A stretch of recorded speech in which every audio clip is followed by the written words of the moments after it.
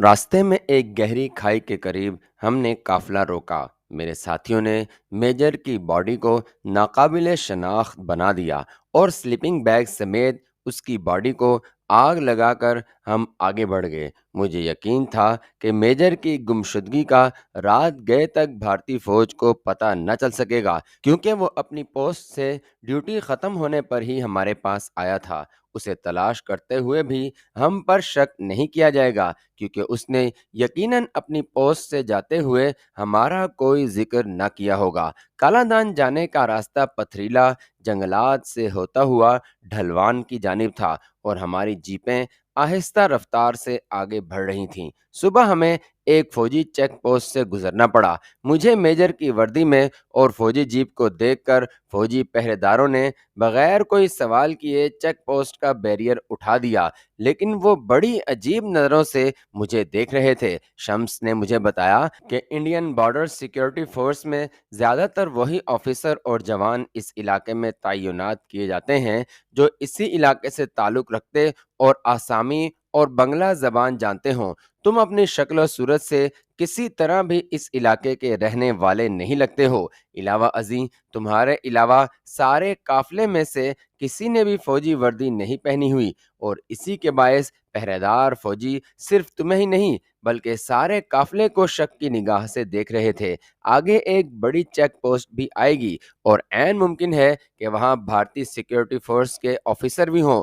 इस वर्दी और फौजी जीप के बायस तुम किसी मुश्किल में गिरफ्तार हो सकते हो। इसके अलावा आगे का सारा इलाका मिजोरम का है, जहां के बागी कबाइल भारतीय हुकूमत और फौज के मजालिम से तंग आकर इंतकामी कार्रवाइयां करते हैं। भारतीय फौजी कभी कभार जब उस इलाके में जाते हैं तो कम अज कम एक दो कंपनी लगभग 300 की नफरी में जाते हैं। इक्का दुक्का फौजी तो वहां जाने का सोच भी नहीं सकता, वरना मेजो कबाइल उसे फौरन हलाक कर दें। इसलिए बेहतर होगा कि अगली चेक पोस्ट आने से पहले तुम वर्दी और फौजी जीप से छुटकारा पालो। शम्स की बात माकूल और दलाइल से पुर थी। मैंने रास्ते में एक गहरे खुड के करीब काफिला रुकवा दिया और फौजी जीप पर पेट्रोल डालकर आग लगाई और उसे खुड में धकेल दिया। आग की हिद्दत से जीप के पेट्रोल टैंक ने भी आग पकड़ ली और एक धमाके से जीप के परखचे उड़ गए। वर्दी को भी उतार कर मैंने आग दिखा दी,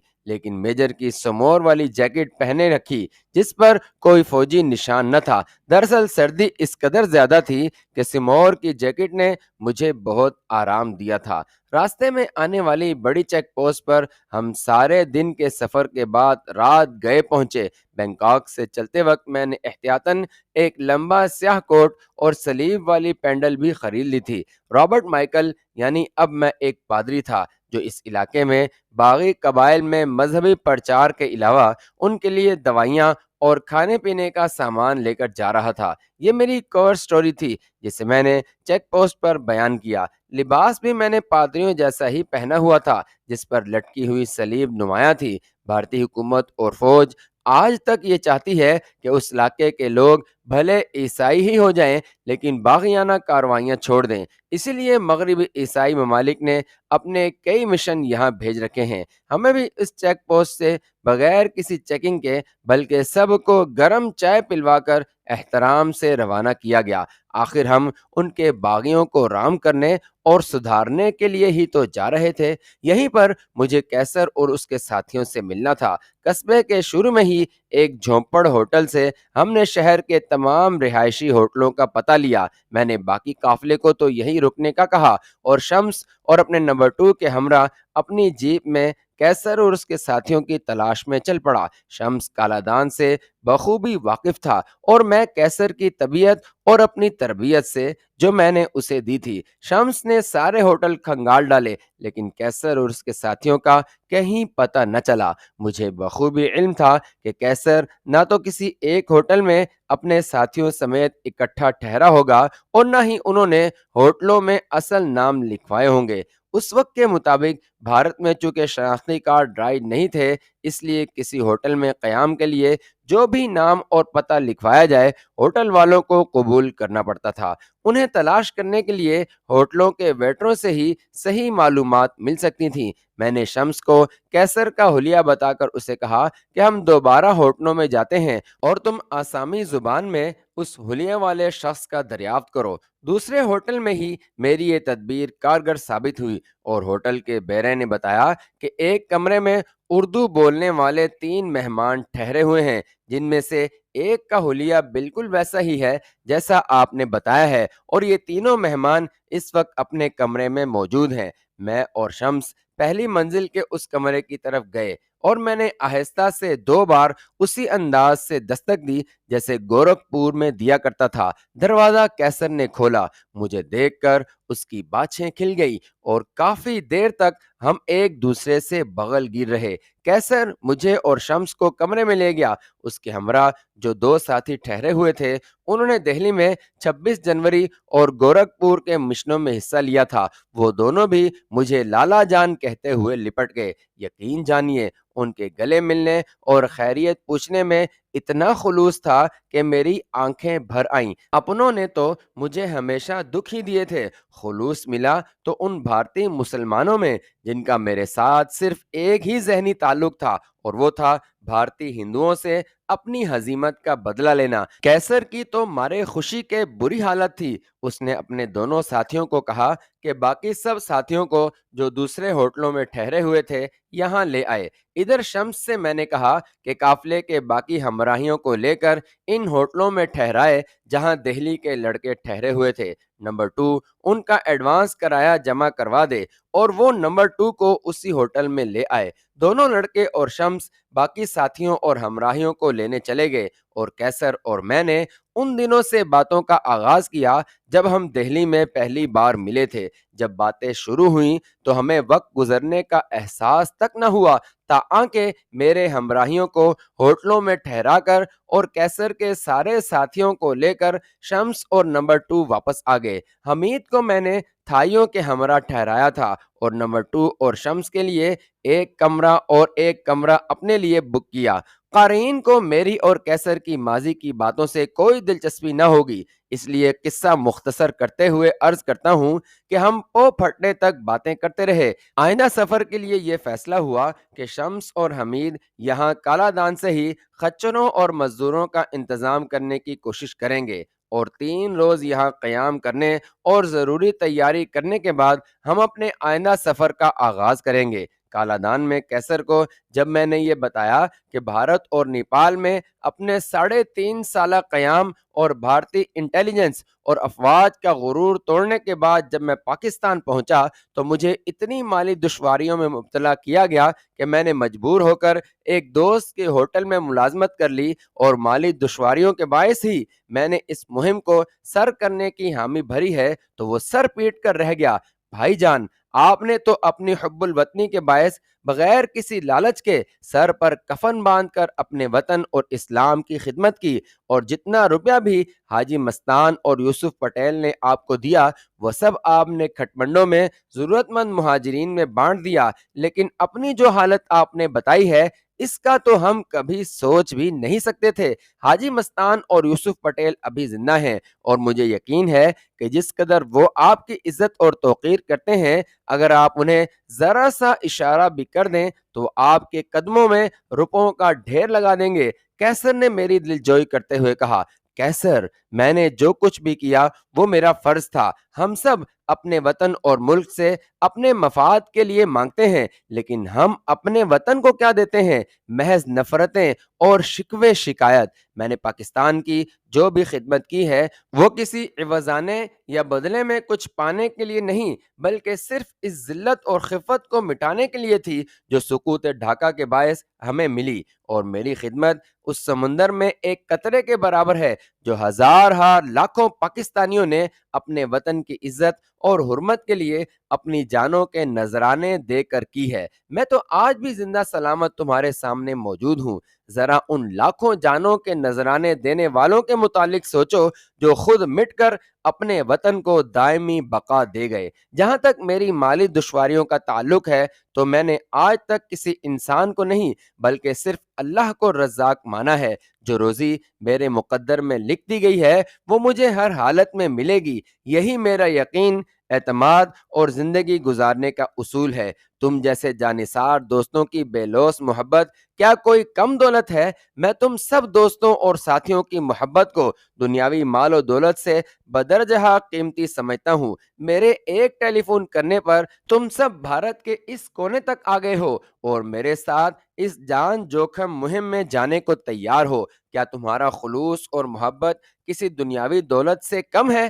میں نے کیسر کو لاجواب کر دیا تو وہ بولا، بھائی جان، ہم اپنے ساتھ صرف ایک ریوالور، 2 درجن مقامی دستی بم اور خنجر ہی لا سکے ہیں۔ انہیں تو ہم نے چھپا لیا تھا، اگرچہ بڑا اسلحہ بھی مہیا تھا، لیکن راستے کی چیکنگ کے باعث نہ لا سکے۔ کیا یہ اسلحہ کافی ہوگا یا ہم کسی فوجی چوکی پر اچانک حملہ کر کے ان کا اسلحہ چھین لیں؟ میں نے جواب دیا، فی الحال تو ہمارے پاس کافی اسلحہ ہے، اگر مزید کی ضرورت پڑی تو یہ بھی کر لیں گے۔ میرے پاس سائیڈ آرمز کے علاوہ دستی بم بھی ہیں اور 2 سب مشین گنز بھی۔ میرے ہمراہی تھائیوں میں سے چند کے پاس آٹومیٹک رائفلیں ہیں۔ میں موقع ملتے ہی ان سے یہ رائفلیں لے کر تمہیں دے دوں گا۔ مجھے یہ بتاؤ کہ تمہارے کتنے ساتھی یہ رائفلیں بخوبی استعمال کر سکیں گے؟ میں نے بھارت میں مسلمانوں کی مخدوش حالت دیکھتے ہوئے 2-3 فوجی چوکیوں سے اسلحہ چھینا تھا اور اپنے ساتھیوں کو یہ اسلحہ چلانے کی کافی مشق بھی کروائی ہے۔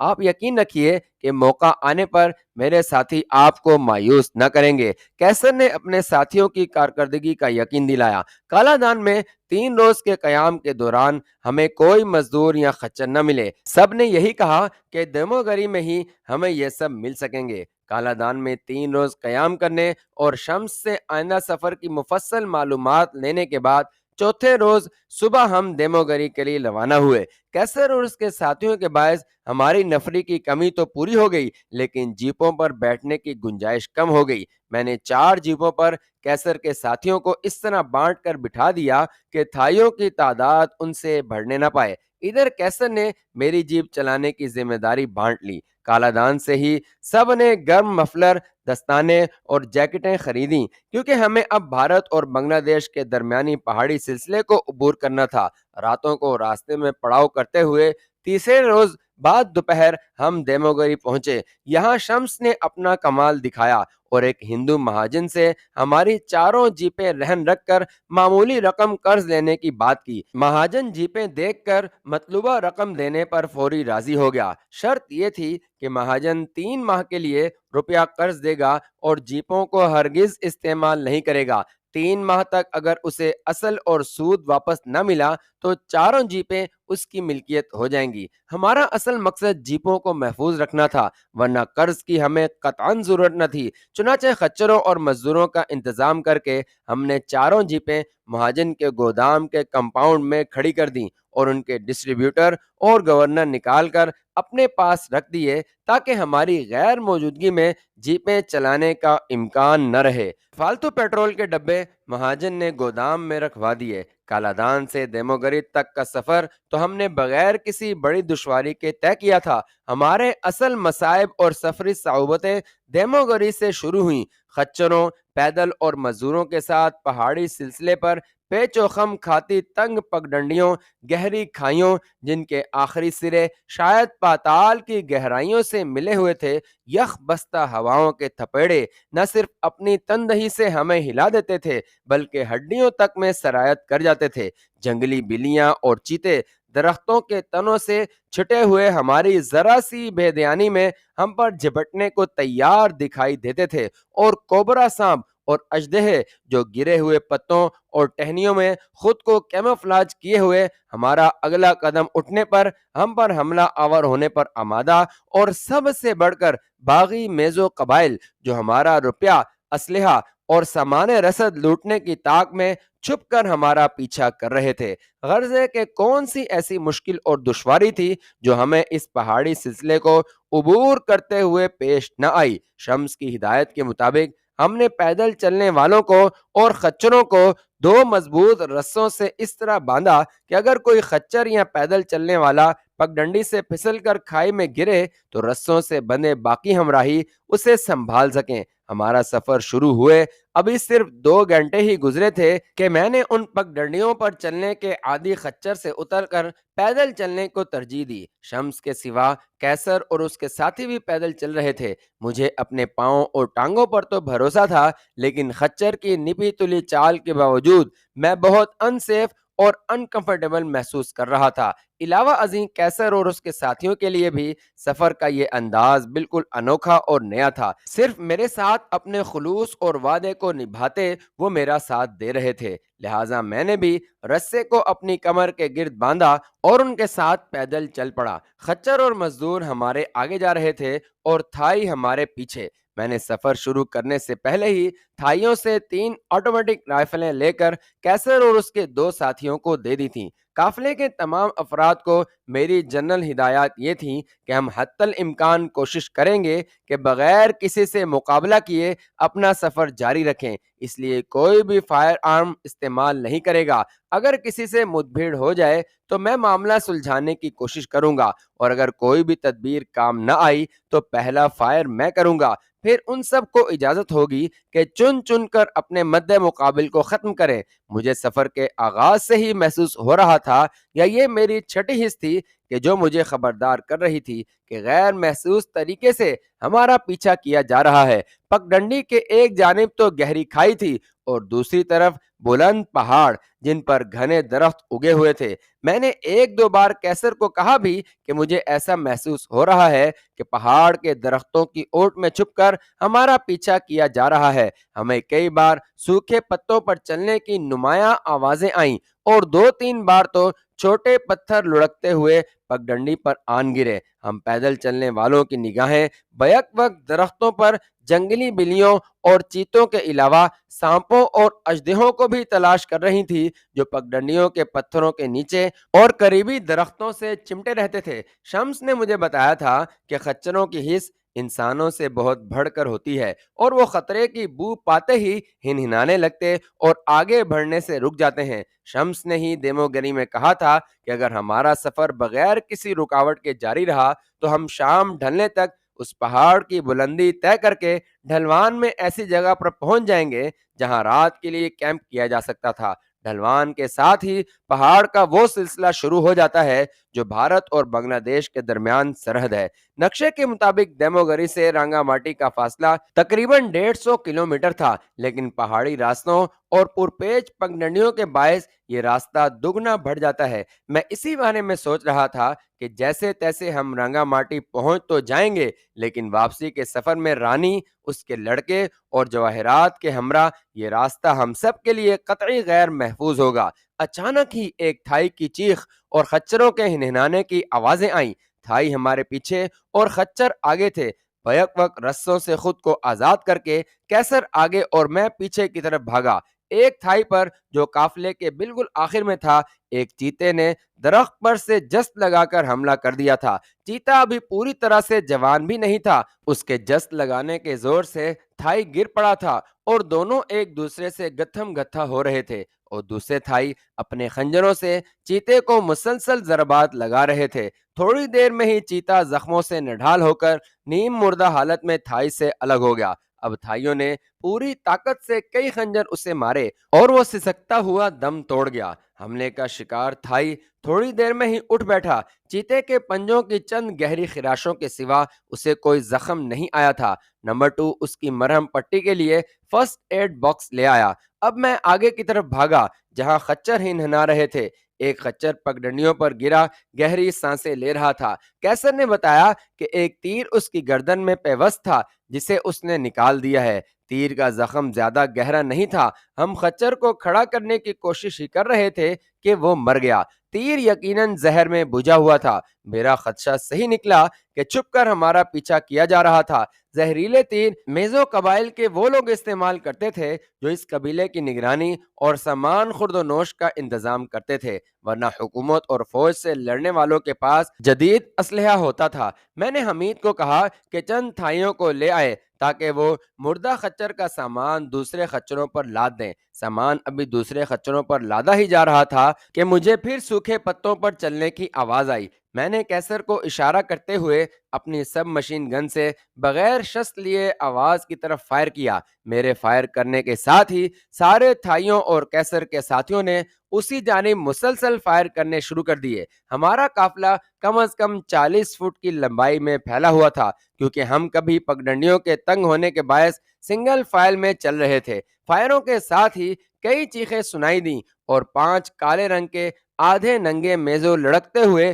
پگڈنڈیوں پر آن گرے۔ ان 5 زخمیوں میں ایک جوان عورت بھی تھی۔ ہمارا فائر ابھی جاری تھا کہ اسی حلیے کے 2 آدمی اپنی کمانیں اور ترکش اپنے اوپر اٹھے ہاتھوں میں لیے ہمارے سامنے آئے اور ترکش اور کمانیں ہمارے قدموں میں پھینک کر سجدہ ریز ہو گئے۔ زخمی میزوں کے ترکش اور کمان ابھی تک ان کے ہاتھوں میں ہی تھے۔ یہ دونوں اونچی آوازوں میں مسلسل کچھ کہے جا رہے تھے جو خاک بھی ہمارے پلے نہ پڑا۔ دیموگری کا ایک مزدور ان کی زبان سمجھتا تھا۔ میں نے اسے بلوایا۔ یہ دونوں میزوں چلا چلا کر کہہ رہے تھے کہ ان کا مقصد ہمیں ہلاک کرنا نہ تھا، بلکہ وہ صرف ہمارا سامان ہم سے چھیننا چاہتے تھے۔ زخمی میزوں کراہ رہے تھے اور ان کی کمانیں، ترکش اور بھالے ان کے ساتھ ہی پڑے تھے۔ دونوں میزوں بار بار پہاڑی کی طرف دیکھتے۔ شک پڑنے پر میں نے یوں ہی کہا کہ تمہارے جو ساتھی ابھی تک سامنے نہیں آئے انہیں بھی بلوا لو تاکہ تمہارے زخمی ساتھیوں کو لے جا سکیں۔ دونوں میزوں نے آپس میں کھسر پھسر کی اور زوردار آواز میں کچھ کہا۔ چند لمحوں میں ہی 2 مرد اور ایک عورت گھنے درختوں سے نکل کر پتھروں کو پھلانگتے نیچے آ گئے۔ ان کی آنکھوں سے ہمارے خلاف نفرت کی چنگاریاں نکل رہی تھیں۔ عورت تو ایک زخمی مرد کے پاس چلی گئی اور زور زور سے کچھ بولنے لگی۔ وہ مرد شاید اس کا شوہر یا بھائی تھا اور وہ یقیناً ہمیں کوس رہی تھی۔ میں ابھی ان کے متعلق کچھ فیصلہ نہ کر پایا تھا کہ کیسر بولا، اگر ان میں سے ایک بھی زندہ اپنے قبیلے میں چلا گیا تو پھر ہماری خیر نہیں۔ زہر میں بجھے تیروں سے ہم سب کو ہلاک کر دیا جائے گا۔ میرے ذہن میں بھی یہ تھا کہ ان کو چھوڑ دینے کا مطلب ہوگا کہ یہ اپنے قبیلے سے کمک لے کر ہم سے راستے میں پھر بھڑ جائیں۔ کیسر کی بات نے مجھے فیصلہ کرنے میں مدد دی۔ میں نے کیسر کو کہا کہ سب کو ختم کر دیتے ہیں، اس طرح ان کے قبیلے والوں کو بتانے کے لیے کوئی نہیں ہوگا کہ ان کو کس نے ہلاک کیا۔ یہ کہتے ہوئے میں نے اپنا ریوالور نکالا۔ ادھر کیسر اور اس کے ساتھیوں نے اپنی رائفلیں سیدھی کی۔ اس سے پہلے کہ کسی کی سمجھ میں کچھ آئے ہم نے 15-20 گولیاں چلائیں اور 5 زخمی اور ان کے 5 ساتھی گولیوں کی اس بوچھاڑ سے ختم ہو گئے۔ میں نے تھائی ہمراہیوں کو کہا کہ ان کے تیر، کمان اور بھالے اٹھا لیں۔ ہمارے پاس پیٹرول تو تھا نہیں کہ ناشوں کو جلا دیتے، اس لیے پگڈنڈی کی دوسری طرف گہرے کھڈ میں ان کی ناشیں لڑکا دیں۔ ان 10 افراد کی ہلاکت ہم سب کے دل پر بوجھ بن گئی تھی۔ دوسروں کے متعلق تو میں کچھ نہیں کہہ سکتا۔ اپنے دل کو میں نے یہ سوچ کر سمجھایا کہ ہم پر حملے میں پہل انہوں نے کی تھی۔ یہ ایسی جگہ تھی کہ ہم نہ تو انہیں قیدی بنا سکتے تھے اور نہ ہی زخمیوں کی دیکھ بھال کر سکتے تھے، اور انہیں زندہ چھوڑنے کا مطلب تھا ہماری اپنی موت۔ یہ چاہے طفل تسلی ہی تھی، لیکن پھر بھی دل کو کچھ سنبھالا مل گیا۔